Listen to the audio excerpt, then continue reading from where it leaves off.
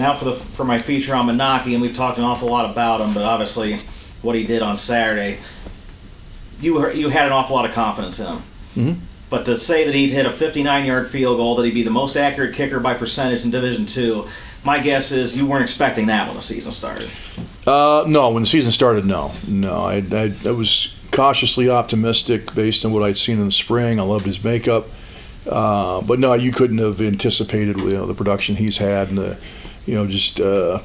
I'm not sure how you would say it, just the reliability and the peace of mind he's given me, taking over for a 3-time all-conference kicker and get a chance to come in and match and possibly, supersede that. And on the 59-yard field goal, he said he didn't hit it very well. Mm-hmm. And he didn't kick off because he was injured. Mm-hmm. So that combination just makes it even more impressive what he did. Yeah, before I kind of joked with him in the team meeting, he'd always told me his range was 50, going into Tiffin, so I guess that confirmed it. I asked him yesterday in the team meeting, I said, does that mean you're going to ask me that anything inside of 60 now is your range? So, who knows? But, for him, I'm happy for him, and obviously it was a big point in the game for us, too. So now going on to Findlay, because this is what, like I said, this is what you play for. Mm-hmm. The opportunity to beat a rival at home, to go first place by yourself in the conference with a chance to be outright champs.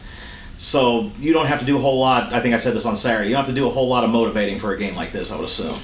Well, we're not even talking championships at this point. This is the battle for Ohio. It's a rivalry game, and one of our oldest rivals, and so that'll suffice for us right there. All the outside noise and everything else, that'll take care of itself. But having the Findlay game by itself, I mean, we could both be 0-9 at this point, and it would still be a red letter game for both of us. And so we're excited for it just for that. The fact that there's some outside implications with it, it's kind of icing on the cake, but that's not the overriding concern for us at this point.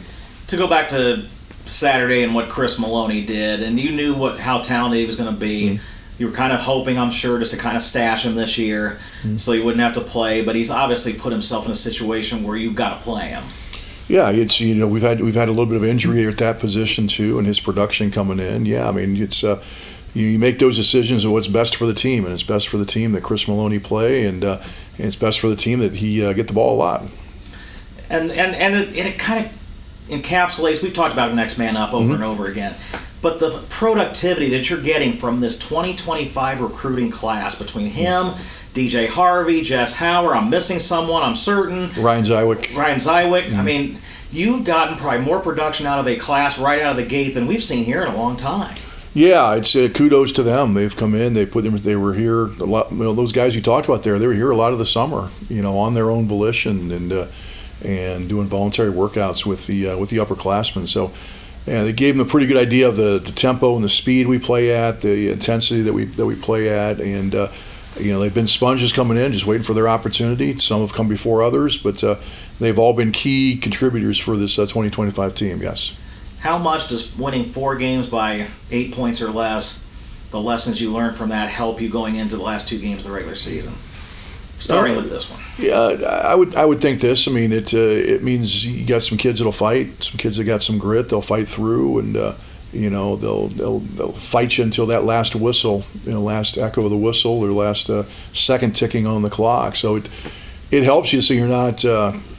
How you'd say you're not intimidated by those situations. You kind of embrace them, and I think it's helped us without a doubt. I think it has really helped us. We've talked a ton about Mike Shimmick this year, Mm-hmm. but he didn't. Rightfully so. And rightfully so. Mm-hmm.